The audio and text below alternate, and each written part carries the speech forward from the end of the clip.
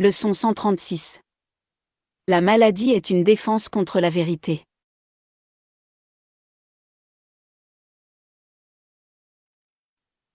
Guérir et comprendre, quel but la maladie semble servir.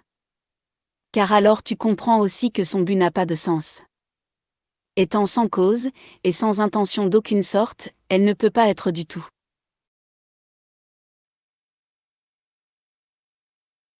Quand cela est vu, la guérison est automatique. En portant cette illusion à la lumière de la vérité, elle disparaît simplement. La maladie n'est pas un accident. C'est un mécanisme insensé de défense, pour se tromper soi-même. Son but est d'attaquer la réalité, de la réduire en un petit tas de parties non unifiées. Le but de toutes les défenses est d'empêcher la vérité d'être entière. Chaque partie est vue, comme si elle était entière en elle-même.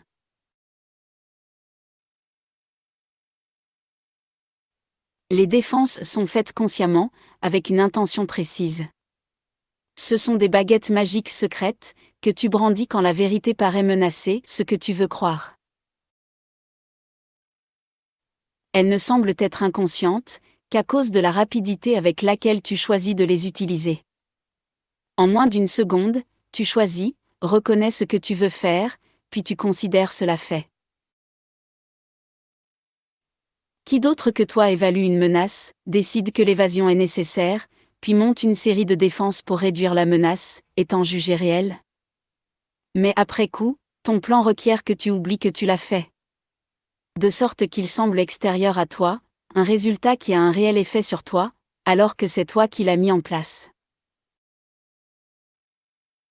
C'est cet oubli rapide du rôle que tu joues, pour défendre ta réalité, qui fait que les défenses semblent justes. Mais ce que tu as oublié, tu peux te le rappeler, en reconsidérant ta décision, qui est doublement protégée par l'oubli. Que tu ne te souviennes pas est simplement le signe, que tu fais encore selon tes désirs. Chaque défense mise en place, construit ainsi l'illusion d'un tout irréel.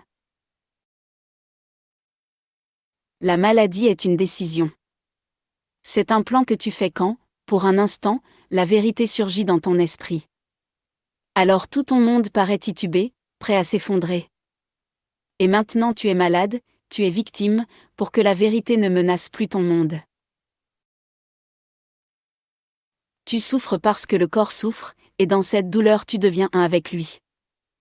Ainsi la pensée que tu puisses être quelque chose, au-delà de ce petit tas de poussière, est réduite au silence. Car, vois-tu, cette poussière peut te faire souffrir, te tordre les membres et arrêter ton cœur, te commandant de mourir et de cesser d'être. Ainsi le corps devient plus fort que la vérité, te permettant de choisir de mourir. Ainsi tu es loin du ciel et de ta source, et l'enfer, le chaos siège, triomphant sur son trône. Or qui croit aux illusions, sinon celui qui les a inventées? Qui d'autre que toi peut voir ces illusions?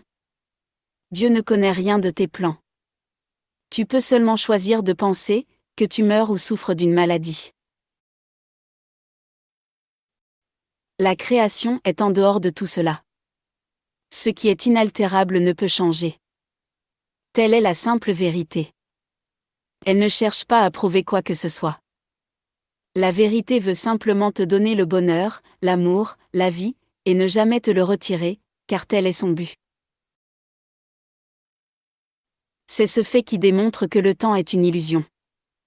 Car le temps n'est qu'une autre défense insignifiante, que tu as faite contre la vérité. Tu restes tel qu'il t'a créé.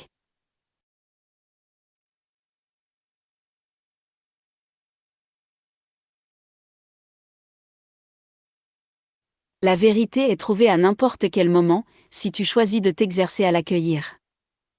Voilà notre but aujourd'hui. Nous donnerons 2 fois un quart d'heure, pour demander à la vérité de venir à nous, et de nous rendre libres. Et la vérité viendra. Elle attend simplement cette invitation. Nous l'introduisons par une prière de guérison, pour nous élever au-dessus de la défensive. La maladie est une défense contre la vérité. J'accepte la vérité. Je laisse mon esprit être entièrement guéri, aujourd'hui.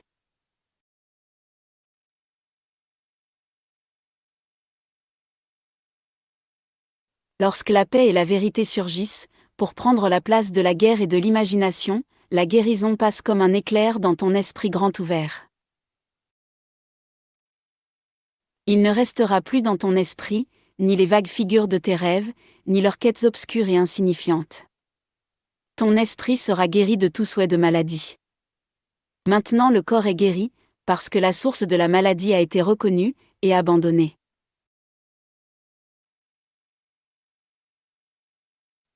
Et tu reconnaîtras que tu t'es bien exercé, à ceci. Le corps ne devrait rien ressentir du tout. Il n'y aura pas de sensation de malaise ou de bien-être. Ce que fait le corps est indépendant de l'esprit. Son utilité demeure, et rien de plus. La force du corps sera toujours suffisante pour remplir tous les buts véritablement utiles. La santé du corps est pleinement garantie, parce qu'il n'est pas limité par le temps, le climat ou la fatigue, la nourriture, ni par aucune des lois auxquelles tu l'as soumis auparavant. Tu n'as pas besoin de faire quoi que ce soit pour le rendre sain. Mais cet état a besoin d'être préservé par une attention vigilante. Si tu laisses ton esprit abriter des pensées d'attaque, céder au jugement, ou faire des plans, alors tu attaqueras le corps, car l'esprit est malade. Le cas échéant, apporte-lui un remède immédiat, ainsi ton attaque se calmera. Et souviens-toi qui doit être guéri. Dis-toi.